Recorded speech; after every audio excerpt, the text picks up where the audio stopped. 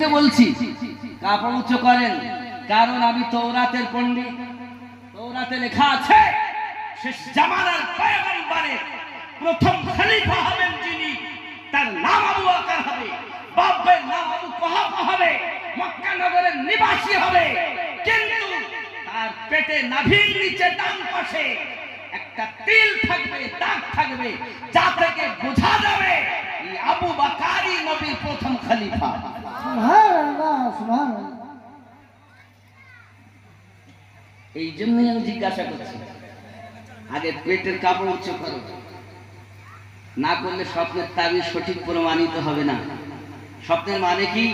যে আপনি প্রথম খলিফা হবেন, তার কাছে কলেমা পড়বেন। কে?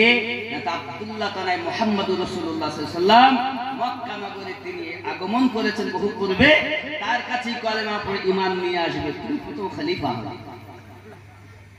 উনি এসেছেন, এসেই জিজ্ঞাসা করেন, হুজুর আমি একটা মুজিজা দেখব।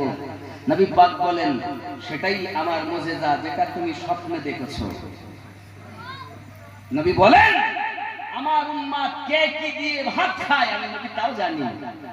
সুবহানাল্লাহ। আমার উম্মত জেনে রাখো, দুনিয়ার শুরু থেকে শেষ পর্যন্ত কারা জান্নাতি হবে তাও আমি নবী দেখি, কারা জাহান্নামী হবে আমি নবী তাও দেখি। কথা বুঝতে পারছেন আব্বাজি আমার? হয়তো আপনারা মনে করছেন মুন্সিয়া তো চেঁচাচ্ছে কেন? কখন চেঁচিয়ে বেরিয়ে যেতে জানি না, কারণ আমি চেঁচানোর পরিস্থিতিতে এখন নেই।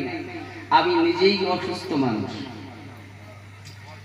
हम बोलते नहीं बुलाते हैं तो हम बोलते हैं।